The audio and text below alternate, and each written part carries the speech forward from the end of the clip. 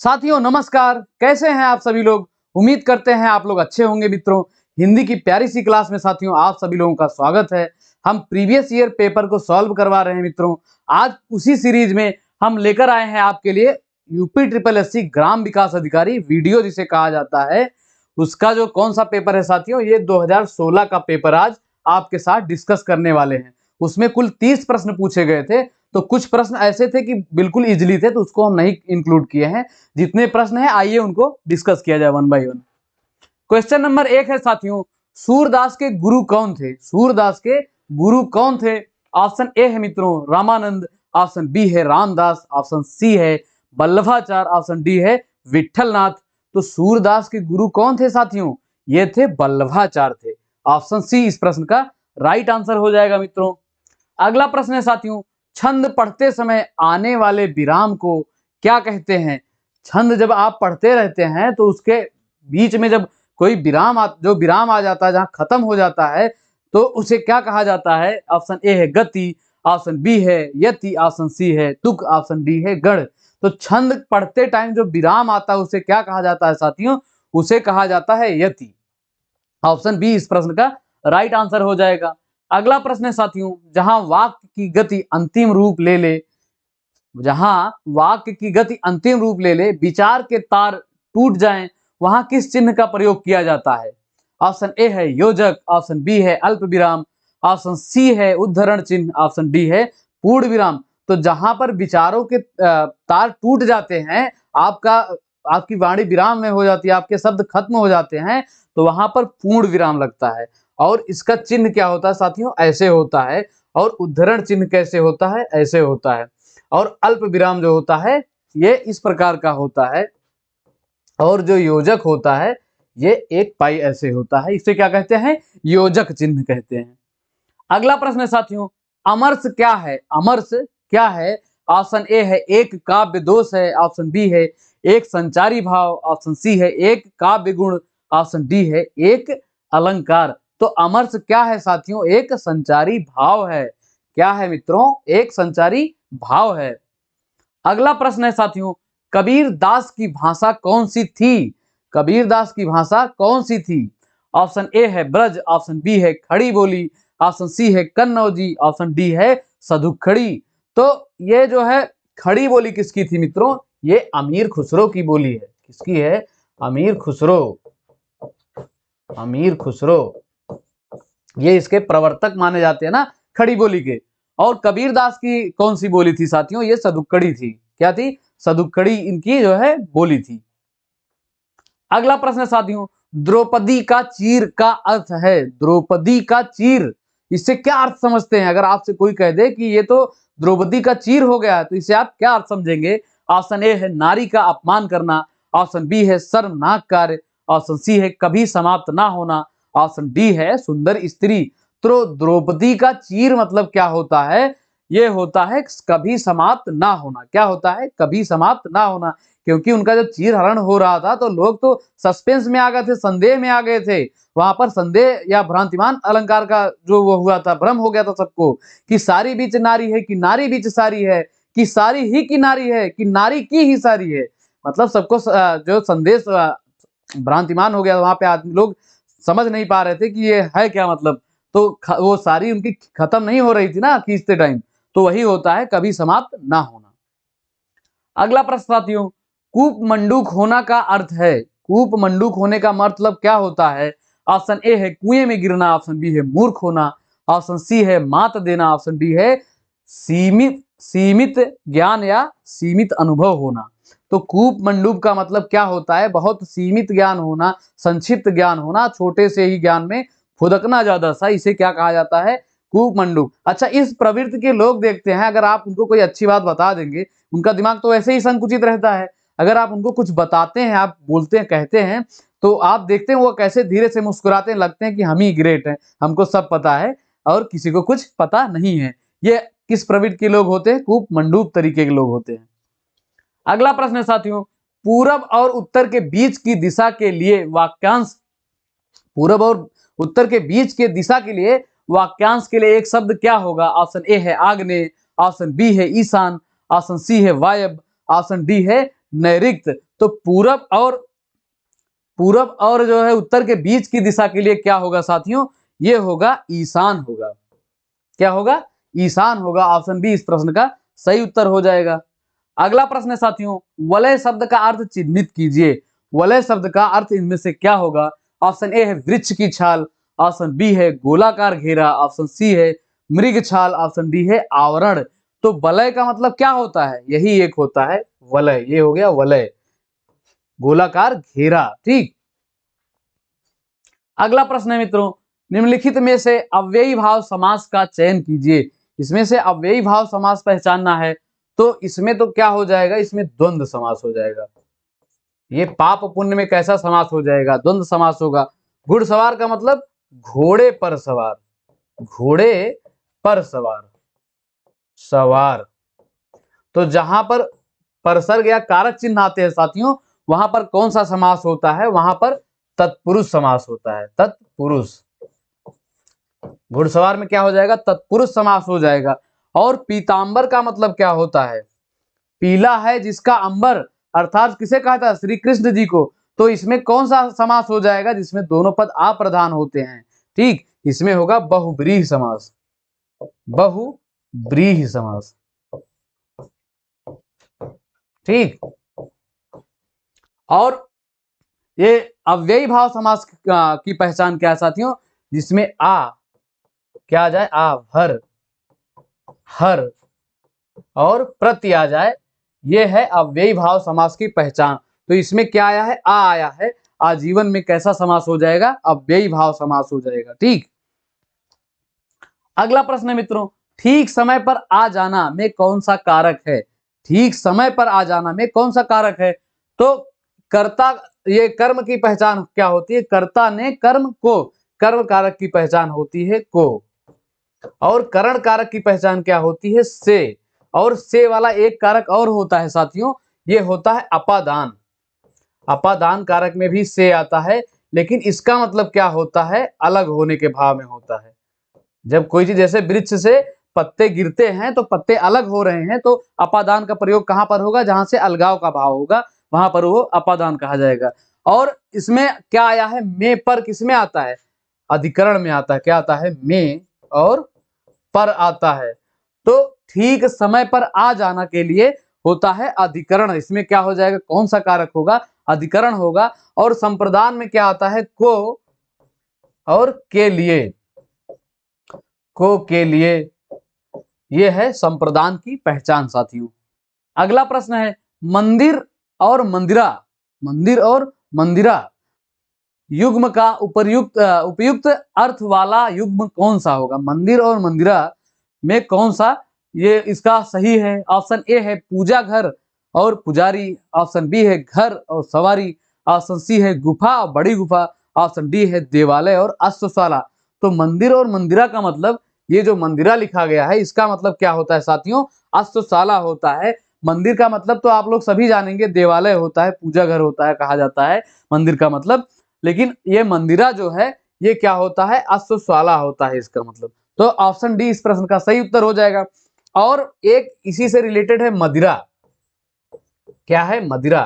तो इसमें और दोनों में अंतर देख लीजिए, इसमें बिंदी नहीं रहेगी तो ये मंदिरा हो जाएगा, मंदिरा से अश्वशाला होगा। अश्वशाला मतलब जहां घोड़ा रहता है उसे कहा जाता है अश्वशाला। और ये मंदिरा का मतलब क्या होता है, दो पैग। क्या है, दो पैग मतलब शराब दारू, ये सब सभी जानते होंगे, किसी को बताने की आवश्यकता नहीं है। अगला प्रश्न है साथियों, निम्नलिखित में मिश्र वाक्य है, मिश्र वाक्य इनमें कौन सा है।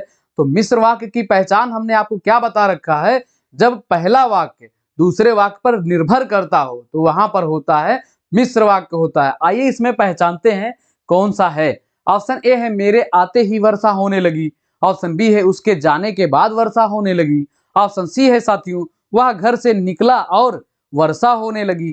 तो ये और जो है ये किसमें आता है मित्रों, ये आता है संयुक्त वाक्य में।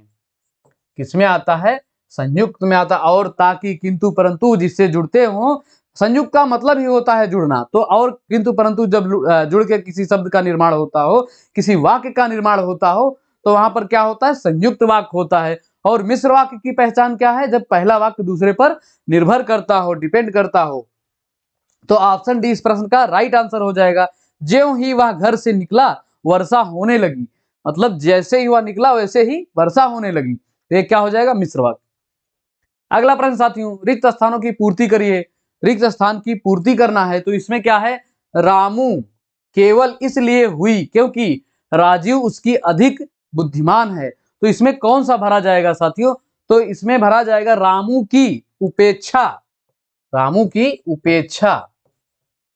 रामू की उपेक्षा केवल इसलिए हुई क्योंकि राजीव उसकी अपेक्षा, उसकी अपेक्षा। तो इसमें उपेक्षा और अपेक्षा किस ऑप्शन में है साथियों? ये है ऑप्शन सी में, उपेक्षा और अपेक्षा। उपेक्षा का मतलब रामू की बेइज्जती या उपेक्षा, उपेक्षा मतलब उसका अपमान किया गया, उसको अपमानित किया गया। रामू को इसलिए अपमानित किया गया क्योंकि राजीव उसकी अपेक्षा मतलब उसकी तुलना में वो एक बुद्धिमान है। तो इसमें ऑप्शन सी सही हो जाएगा। अगला प्रश्न साथियों, निम्न पंक्ति में सही अलंकार का चयन कीजिए। इसमें सही अलंकार कौन सा है बताना है। तो पंक्ति क्या है साथियों? पानी विच मीन प्यासी मोही सुनी सुनी आवे हंसी। ये सुनी सुनी होगा, मोही सुनी सुनी आवे हंसी। तो इसका अर्थ क्या होगा? इसका पर्याय क्या होगा? इसका मतलब क्या होगा कि पानी के बीच में, जल के बीच में मछली प्यासी है और मुझे सुन सुनकर हंसी आ रही है। भाई पानी के बीच में मछली कैसे प्यासी रह सकती है? तो सुन के हंसी तो आएगी ही, आपको भी आएगी कि भाई जब उसके पास है कारण और कार्य नहीं हो रहा है। तो इसमें कौन सा अलंकार होता है? जब कारण होता है और कार्य नहीं होता है तो ये होता है विशेषोक्ति अलंकार। कौन सा अलंकार होता है साथियों? विशेषोक्ति अलंकार। कारण रहने पर कार्य ना हो, वहां पर विशेषोक्ति अलंकार होता है। और विभावना क्या होता है? जब कारण नहीं होता है फिर कार्य होता है। इसमें क्या होता है? इसमें कारण होता है, ठीक। इसमें विशेषोक्ति में कारण होता है तब कार्य नहीं होता है, और विभावना में कारण नहीं होता है, इसमें कारण नहीं होता है। दोनों में बहुत छोटा सा अंतर है, आप लोग इसी से कंफ्यूज होते होंगे। तो हम बता दे रहे हैं विभावना में क्या है? कारण नहीं होता। जैसे एक विभावना का है कि एक कोई था, याद नहीं आ रहा अभी, अरे अभी याद नहीं आ रहा है, एक था उसमें विभावना का कि बिना कारण के ही कार्य होता था। तो उसमें बिना कारण के कार्य होता है तो वो विभावना होता है, और जहां पर कारण रहते हुए कार्य होता है वो होता है विशेषोक्ति अलंकार, ठीक। और अतिशयोक्ति का होता है जब किसी चीज को बढ़ा चढ़ा कर बोल दिया जाता है। जैसे बोल दिया जाए कि किसी व्यक्ति को बोल दिया वो 5000 गुना अच्छा है, तो ये विशेषोक्ति अलंकार होता है। कोई चीज बढ़ा चढ़ा कर बोलना ही विशेषोक्ति अलंकार कहलाता है। अगला प्रश्न है साथियों, निम्नलिखित विकल्पों में से किस विकल्प में सही शब्द व्यक्तिवाचक संज्ञाएं हैं? इसमें से किस विकल्प में सभी विकल्प जो हैं व्यक्तिवाचक संज्ञाएं हैं? तो इसमें किसमें है व्यक्तिवाचक संज्ञा? व्यक्तिवाचक संज्ञा की पहचान क्या होती है? जिसमें जिसके जैसा कोई और ना हो। जैसे अगर आपका नाम सुमित है तो आपके जैसा और कोई नहीं होगा ना, तो आप अपने आप में एक विशेष होते हैं। तो विशेष जो होता है वही होता है व्यक्तिवाचक संज्ञा। तो इसमें राम, रामचरितमानस और गंगा, इसके जैसा क्या राम के जैसा कोई हो पाएगा? नहीं हो पाएगा। और रामचरितमानस जैसी कोई पुस्तक हो सकती है? नहीं हो सकती है। और गंगा नदी की जो खास विशेषता है वह क्या और किसी नदियों में हो सकती है? नहीं हो सकती है भाइयों। तो इसमें कौन सा हो जाएगा? व्यक्तिवाचक संज्ञा हो जाएगा। ऑप्शन ए इस प्रश्न का सही उत्तर हो जाएगा साथियों। और इसमें भी ये इन दोनों में भी व्यक्तिवाचक संज्ञा है, लेकिन जो मिठास है इसमें क्या है? भाववाचक संज्ञा है। भाववाचक संज्ञा। भाववाचक संज्ञा की पहचान ये है कि उसको केवल आप अनुभव कर सकते हैं, उसको देख नहीं सकते हैं, उसको केवल आप अनुभव कर सकते हैं, ठीक। तो जैसे इसमें लखनऊ और आम, आम जो हो गया ये जातिवाचक हो गया, ठीक। आम जातिवाचक संज्ञा होगा। और बुढ़ापा कैसा होगा? भाववाचक होगा मित्रों। और इसमें ममता, ममता क्या है? व्यक्तिवाचक है। और वकील जो है ये है जातिवाचक, ठीक। और पुस्तक जो है ये भी जातिवाचक है। वकील एक पेशा है ना, तो ये संपूर्ण वकीलों को बताएगा, तो ये क्या हो गया? एक जातिवाचक संज्ञा हो गया। अगला प्रश्न है मित्रों, निम्नलिखित में गंगा का पर्यायवाची कौन सा नहीं है? इनमें गंगा का पर्यायवाची कौन सा नहीं है? ऑप्शन ए है मित्रों मंदाकिनी, ऑप्शन बी है भागीरथी, ऑप्शन सी है कालिंदी, ऑप्शन डी है सुरसरिता। तो गंगा का पर्यायवाची इसमें कौन सा नहीं है मित्रों? ये कालिंदी जो है ये यमुना का पर्यायवाची होता है। किसका पर्यायवाची होता है मित्रों? यमुना का पर्यायवाची होता है कालिंदी। और गंगा का पर्यायवाची कौन कौन सा होता है? मंदाकिनी, भागीरथी और सुरसरिता। ठीक। अगला प्रश्न है मित्रों, सही वर्तनी शब्द का चयन कीजिए। इनमें सही वर्तनी शब्द का चयन करना है, तो ये श्रृंगार यही इसमें जो है एक सही था, और ये भी थोड़ा मात्रा से भटक गया। तो इसमें क्या सही लिखा गया है? श्रृंगार। और ये अवनति नहीं होगा, ये होगा अवनति। अवनति, इसका शुद्ध क्या होगा? अवनति। और इस मुश्किल कैसे लिखा जाता है मित्रों? मुश्किल इस प्रकार लिखा जाता है, मुश्किल। ठीक। और मातृभूमि नहीं होता, मातृभूमि होता है। इसमें री का मात्रा लगता है, तब ये जाकर सही हो जाएगा। क्या हो जाएगा? ये मातृभूमि। तो इसमें सही वर्तनी किसकी थी मित्रों? ये श्रृंगार है, ये श्रृंगार। ठीक। अगला प्रश्न मित्रों, समूहार्थ शब्द चिन्हित कीजिए। इसमें क्या पहचानना आपको? समूहार्थ। तो समूहार्थ का मतलब समूहवाचक या समूह, समूह पहचानना है। तो समूहवाचक कौन सा है? इसमें समूह कौन सा बता रहा है? ऑप्शन ए है पुरुष, ऑप्शन बी है स्त्री, ऑप्शन सी है मनुष्य, और ऑप्शन डी है भीड़। तो जो भीड़ है इसमें मित्रों, भीड़ किसकी होती है? एक समूह होता है ना, जब ढेर सारे लोग इकट्ठा हो जाते हैं उसी को हम लोग कहते हैं भीड़ इकट्ठा हुई है। तो क्या हो गया? ये समूहवाचक हो गया या समूहार्थ शब्द हो गया। अगला प्रश्न है, आंशिक शब्द में प्रत्यय कौन सा है? आंशिक शब्द में कौन सा प्रत्यय है? तो प्रत्यय मूल शब्द के पीछे लगता है। तो आंशिक में मूल शब्द क्या है मित्रों? अंश। मूल शब्द इसमें क्या है? अंश। और इसका प्रत्यय क्या है? इक। कौन सा प्रत्यय मित्रों? ये इक जो है इसमें प्रत्यय है। आंशिक में कौन सा प्रत्यय हो जाएगा?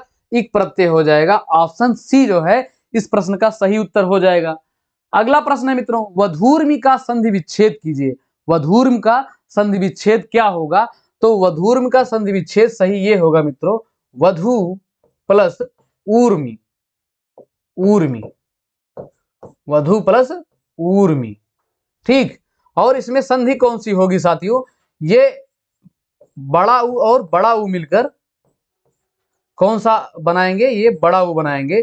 तो समान सजातीय स्वर जब मिलकर अपने दीर्घ में परिवर्तित हो जाते हैं तो वहां पर कौन सी संधि होती है साथियों? वहां पर दीर्घ संधि होती है। कैसी संधि होती है? इसमें कौन सी संधि होगी? दीर्घ संधि होगी, दीर्घ संधि।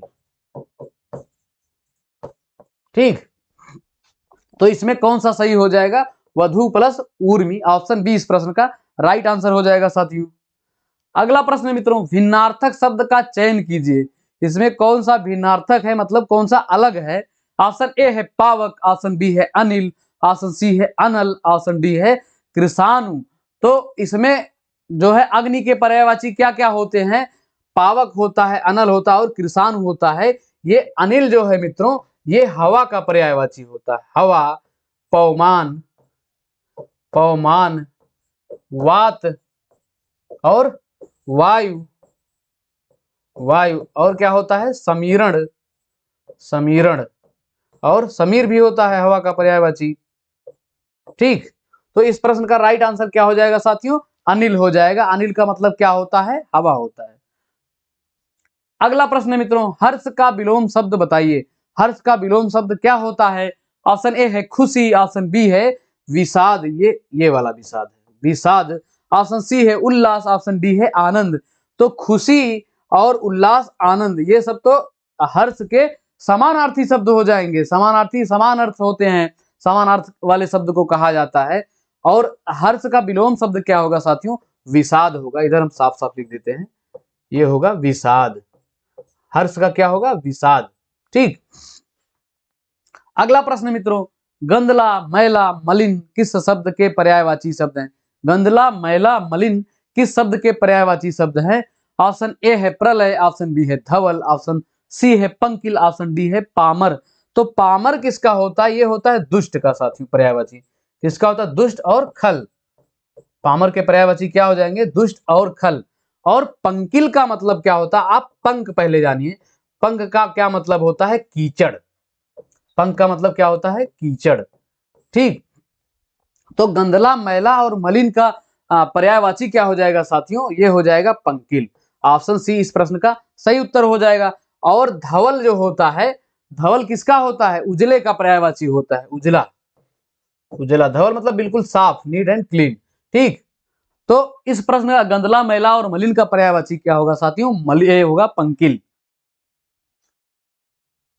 तो मित्रों इस पेपर से इतने ही महत्वपूर्ण प्रश्न थे जो आपके साथ हमने डिस्कस कर लिया। और आप लोग अपना स्कोर जरूर शेयर किया करिए, क्योंकि अभी वीडियो की परीक्षा लगभग अप्रैल लास्ट या मई में हो जाएगी जहां तक उम्मीद है।